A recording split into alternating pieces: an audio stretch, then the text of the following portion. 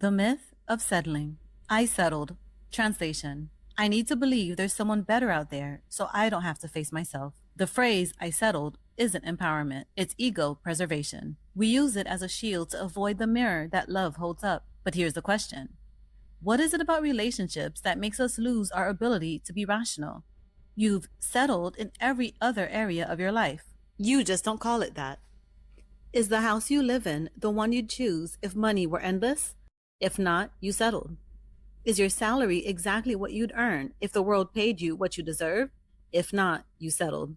Is your body the one you designed if a genie handed you a magic lamp? If not, you settled.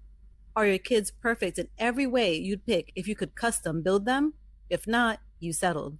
Does your best friend always say and do everything exactly the way you want when you want it? If not, you settled.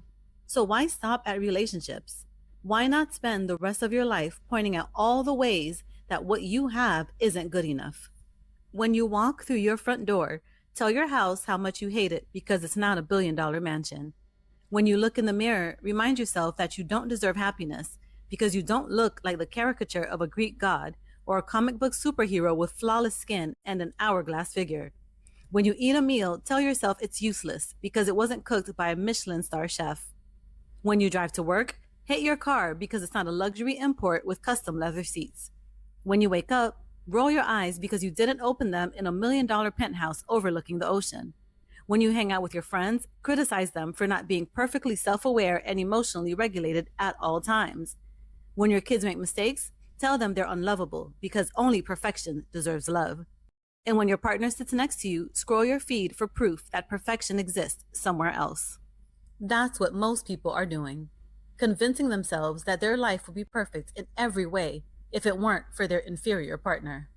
Let's get practical. Let's say your partner has 80% of what you want in a partner.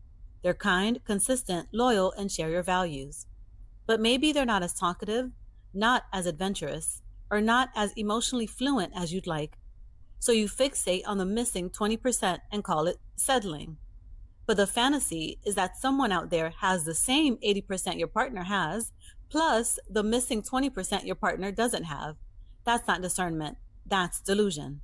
Yes, compatibility matters, but compatibility doesn't mean what most people think it means. Compatibility doesn't mean your partner knows exactly which one in bed without you saying a word. It doesn't mean you have identical personalities. It doesn't mean you like the same movies or music. It doesn't mean they're as outgoing or as introverted as you are. Compatibility means you have similar values and worldviews. It means your lifestyles and priorities move in the same direction.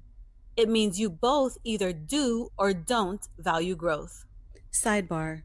Growing together doesn't mean you grow at the same pace or in the same ways. It means you're both doing your own work, encouraging each other's growth, and honoring that each of your healing journeys has its own timeline. Here's the uncomfortable truth. If you meet a perfect person, are they ever wrong in the relationship? After all, they're perfect. And if they're perfect, what does that make you? The flawed one? The project? The problem? The funniest part of this obsession with finding the perfect person is that we don't even understand our own psychology. We get bored with and eventually devalue anything that becomes our norm. We crave surprise, contrast, and discovery. That's what keeps us feeling alive. Perfection is the antithesis of passion.